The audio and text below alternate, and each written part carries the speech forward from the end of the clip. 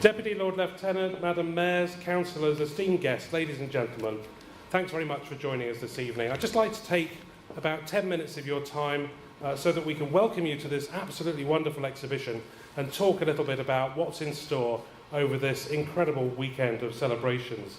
To celebrate, really, the birth of Queen Victoria actually on this day 200 years ago, and of her husband, Prince Albert, a few months later.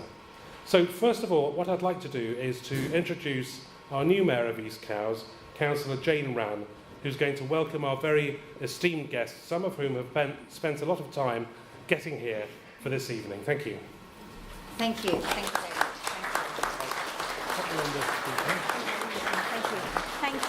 you very much. Thank you very much.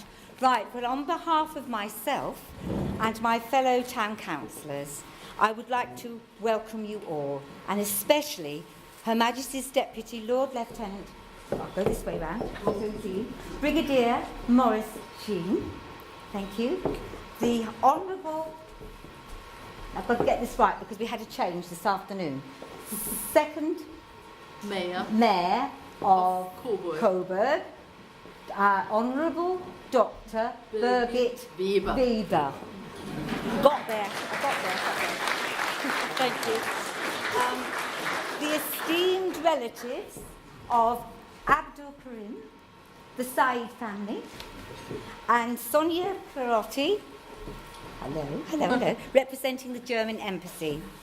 And I would also like to welcome honoured guests, the dedicated team from the East Cowes Heritage Centre, who's done a wonderful job, as you can see, on their exhibition. It's absolutely wonderful.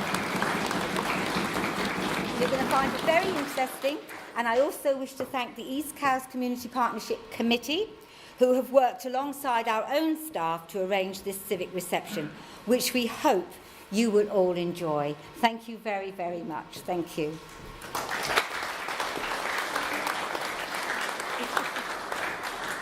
Thank you.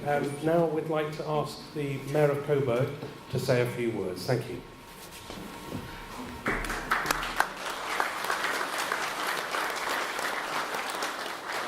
Ladies and gentlemen, it's really a great honor for me to stand here in front of you and to speak to you, and I will bring you the greetings of the people of Coburg, and we are so connected because of the couple of Queen Victoria and Prince Albert. We brought to you to remember the young couple of Queen Victoria and Prince Albert, and we are so proud to be here. Your exhibition is really wonderful. Your new exhibition along the road we saw today is really astonishing. And you are also overwhelming, welcoming my person and our team. I thank you very much, and I hope our twin towns, Coburg and the Isle of Wight, are connected much more narrow than sorry, my English is not the best. My English is not the best, and for friendship for our two countries, and in the future we will stay together. And I want to invite you to Germany, to Coburg, to visit us and have a look where Prince Charles was born, where Victoria and Prince Charles spent time in the Ehrenburg oder Feste Coburg. Please come and join us, and I wish you a nice exhibition and a wonderful evening, and thank you very much for your warm welcome.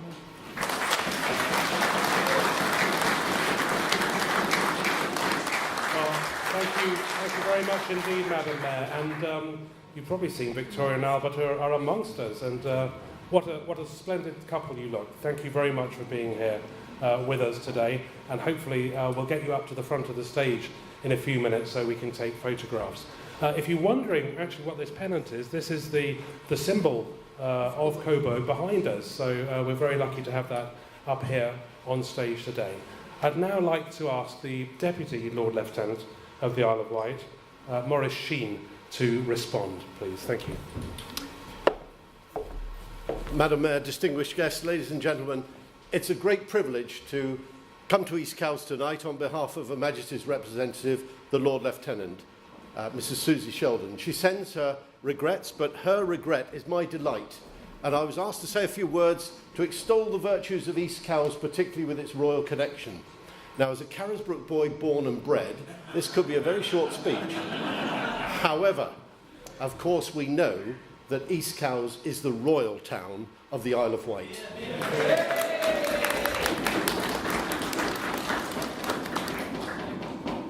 At 4:15 this morning, 200 years ago in Kensington Palace, a little girl was born who would affect this entire nation, but particularly this beautiful island of ours.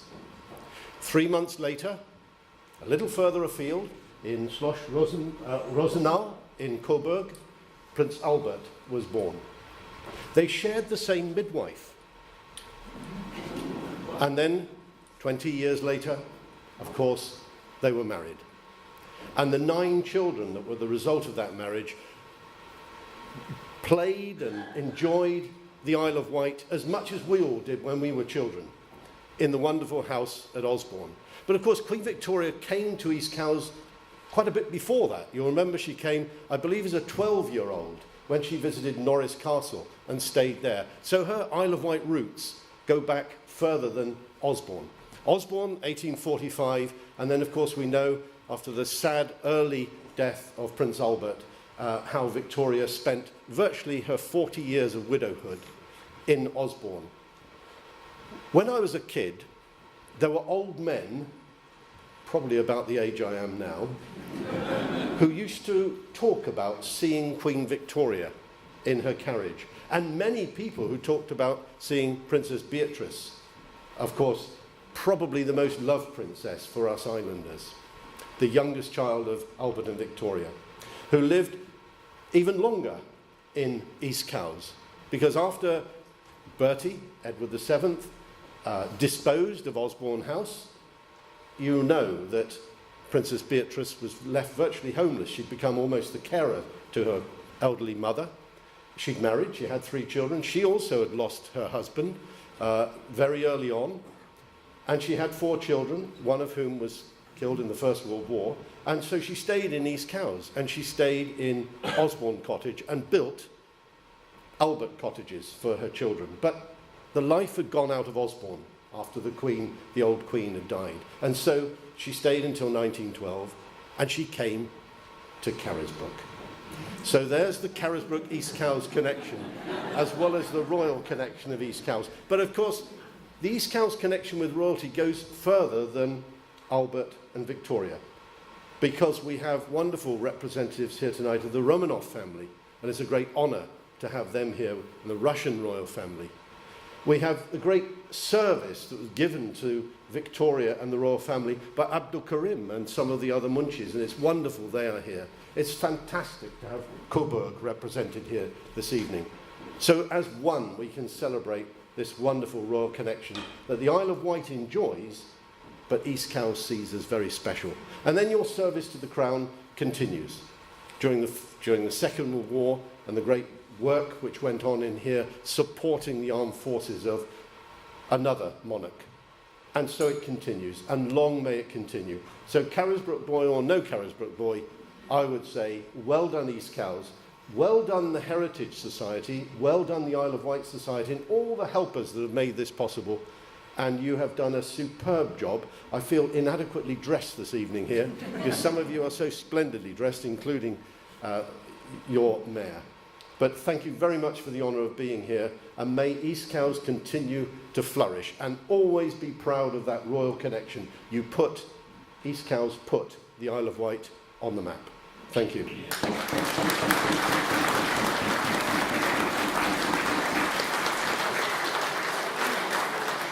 Well, thank you very much, sir, for that absolutely splendid response.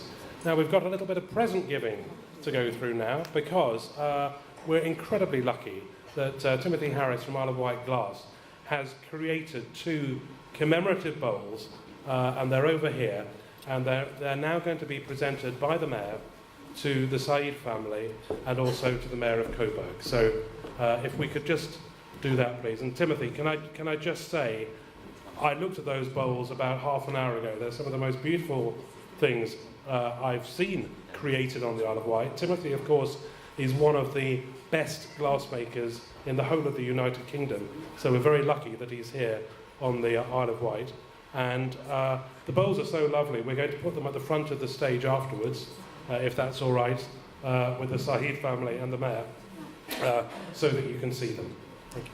So this is for the Saeed family, yes? This is the right one, yes? This gives me great pleasure to present you with this.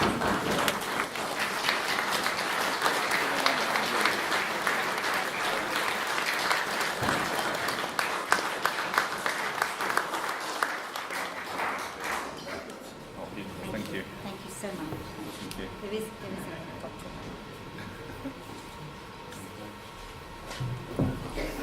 Oh, it's been a pleasure to meet you, and thank you so much.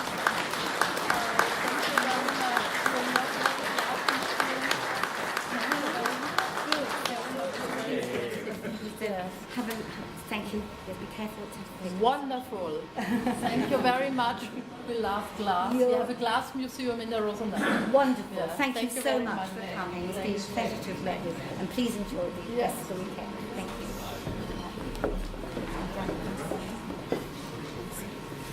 you. Now I declare this exhibition, dedicated to the bicentennial of Victoria and Albert's births, open. Thank you all for coming, and I hope that everyone has an interesting and enjoyable evening. Thank you very, very much. Thank you.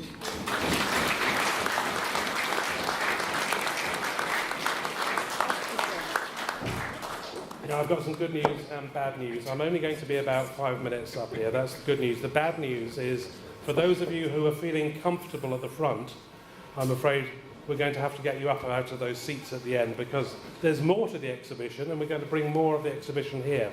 But I thought I'd give you a little bit of a guide as to what this exhibition is all about. As we know, Queen Victoria was born 200 years ago on this day, and Prince Albert a few months after, in a beautiful castle, Schloss Rosenau, in Germany, just outside Coburg, which has got a lot of Saxe-Coburg castles in it. I haven't been to Coburg yet, but Madam Mayor, I'm going to go, and I'm going to take my wife, because it looks like one of the most beautiful places you could visit in Germany, and I would recommend that people find out more about it. Now, Prince Albert and Queen Victoria, of course, were first cousins. Can you believe that? They were first cousins. And it was only when they were 21 that they got married. So very, very young, getting married. And it was only 5 years later that they came here and actually bought Osborne House, although, as the Deputy Lord Lieutenant has said, she had visited quite a lot earlier. And so, for the next 50 years, can you believe it, here, East Cowes became, for many months of the year, the centre of the British Empire. Can you believe that? This place here was the centre of the British Empire. And I'm talking about East Cowes and not just Osborne, because Osborne, of course, is the jewel in the crown of this place, but East Cowes itself, well, we know that there is almost no part of East Cowes that is untouched by royal connection. It is, I think you could call, the tip of what is a glittering iceberg of history. Now, I don't know about you, but when you have visitors to the Isle of Wight, do they say to you, oh, it's nice, but it seems about 30 years behind the mainland? I'm sure they do, don't they? Yes. Well, actually, in the time of Queen Victoria and Prince Albert, thanks to them, this place, East Cowes, was the centre of innovation and modernity in the United Kingdom. It really was. It really was. And that tradition continued, thankfully, into the 20th century with rocket building, with manufacture of aircraft, shipbuilding, and indeed the British space programme. And I don't know how many of you know this, but much of the design for all of that work actually took place in a stable block that Albert himself designed back in 1858. And you're going to find wonderful little nuggets of information like that in the rest of this exhibition. But in Victorian times, we think about the internet changing things now. In Victorian times, it was the steam engine. And it was the steam engine that made it possible for people to come from London in a very short space of time, very safely, very quickly, very reliably. And of course, Queen Victoria and Prince Albert came down here from London in a steam engine. They took their own steamboat across, and literally this technology just arrived in time for us to be lucky in East Cowes that they came here. Of course, they had to do the last mile in a horse-drawn carriage. Now, when the royal couple arrived here, it was really full steam ahead, because they just got going and started a huge 6-year building project.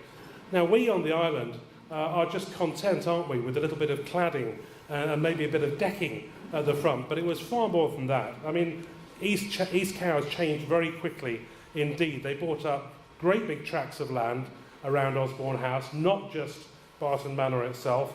Albert, in what we would today probably call a kind of busybody mode, decided that he would get involved in every aspect of the plans, in architecture, in landscaping, in agriculture, design, construction, you name it. They actually got rid of many old-fashioned cottages. They were knocked down to make way for workers' houses. Schools were built, almshouses were built.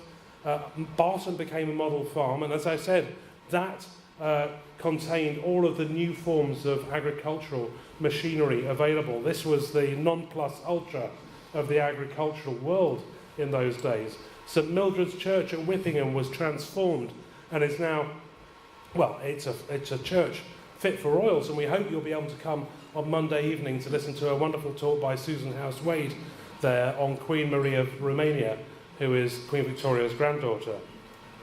Now, I'm sure you have all seen that glint in an eye of an island developer when he spots a pair of red trousers and he sees a couple on the far horizon coming from London, down from London, the DFLs. Well, actually, back in 1841, there was a chap just like that. He was called Mr. George Eyre Brooks, and he had his eye on the main chance. He bought something called Shambler's Farm, and then suddenly laid out these wide roads. And this, outside York Avenue, is one of those very wide roads. He developed plots as part of his botanic garden scheme that meant that people would be able to come down from London and build these great villas. And of course, as Queen Victoria and her household grew and her family grew, she bought up a lot of these plots, and the wonderful villas that you see up on York Avenue were thanks to that. We've heard from the Deputy Lord Lieutenant, of course, that Prince Albert died at a very untimely age. He was only 42, but he did so much during that space of time. You'd be wrong, though, to think that everything ended when he died in 1861. After that, East Cowes literally turned itself into Victoriopolis. The new barracks were built down on the coast, which is there today. Also the Coast Guard cottages. The Queen donated the recreation park up the road. She donated a cemetery. She donated allotments. And would you believe it, this very town hall, when it was opened in 1897, Queen Victoria attended the opening. So that's something we're very proud of. We're very proud too about the connection that East Cowes has with India. Of course, Queen Victoria was the Empress of India.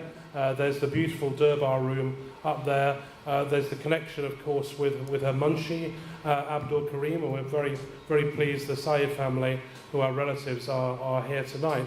But don't forget that the last Viceroy of India was partly brought up here. Earl Mountbatten was partly brought up here in East Cowes, and this is where he studied. Now, when you go out of this exhibition tonight and you go onto York Avenue, what I'd like you to do is just close your eyes for a second. Imagine you're back 150 years in time, and what you have out there is something really special. That is one of the most royal stretches of road in the country. That was literally the Royal Mile in the 1850s, 1860s, through to when Queen Victoria died. There were lots of joyful parades up there. Ministers came up there on their splendid carriages to meet with Victoria. The Romanov crown dynasty came up there. And unfortunately, of course, in the end, down the road, down York Avenue, was Queen Victoria's funeral procession. And you can see in this absolutely wonderful diorama here, created by Alan Fyson, a representation of that funeral procession in 1901. But on Sunday, there's going to be something far more celebratory. There is going to be a wonderful procession. I believe Victoria and Albert themselves are going to be leading that procession. Thank you very much, sir, ma'am. And that is also going to involve a lot of vintage cars and some horse-drawn carriages too. So that's going to be wonderful. If you want to get a hold of the full programme for the festivities this weekend, and it's going over a full 3 days from now, you can get them on the door as you go out. And there is so much to celebrate. Victoria and Albert have left their mark on every corner of this town. And there's one way in which we can help you to look at East Cowes with new eyes, and that's something that's just opened 2 hours ago. It's the Queen Victoria Town Trail. So do look around, and if you want to have a look at East Cowes through new eyes, do walk the East Cowes Town Trail. Now, this fascinating exhibition is open until Monday. Please do and get your friends and family to come along to it. We know that it's all about what happened when the royal family were here, but it's also about their legacy. We think about, in these days, the massive tourist draw of Osborne Estate. But actually, don't forget, in the last century, the house was used as a convalescent home for military, naval officers and the civil service. And the stable block there was also an innovative base for the Royal Navy College. And that really did transform things for this town in the 20th century. Many thanks go to the East Cowes Heritage Centre for putting this together. It's taken a long time for them to do it. And then it was a bit of a rush this afternoon, but they've done it absolutely fabulously. Thank you very much indeed.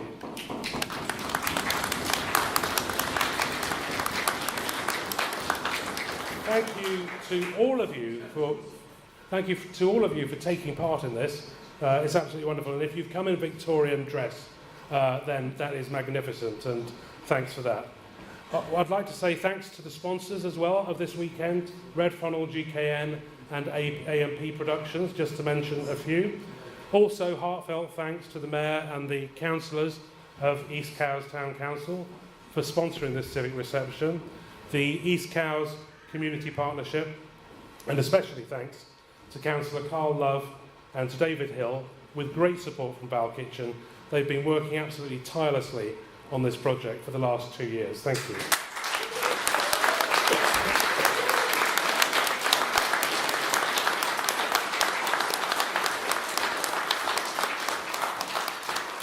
On a final note, and that's where you breathe that sigh of relief so you can get back to your champagne, East Cowes has had a very, very long tradition of association with the Royal National Lifeboat Association.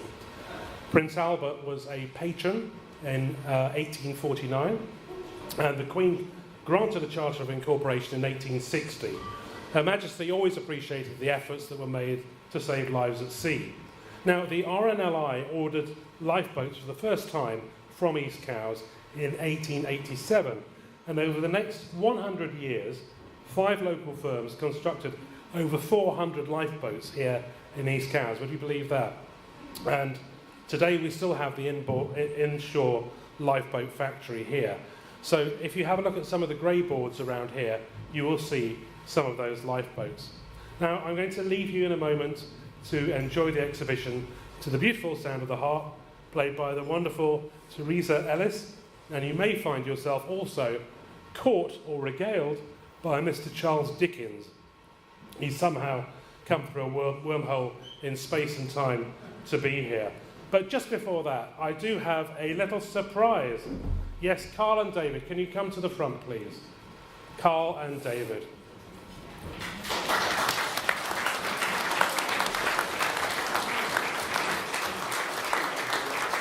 Carl and David, you have inspired the whole of East Cowes with your hard work and dedication, and for your efforts, the East Cowes Community Partnership would like to make a presentation to you. And here it is. We hope that will take pride of place at Bosun's Lodge, where it proudly deserves to be shown.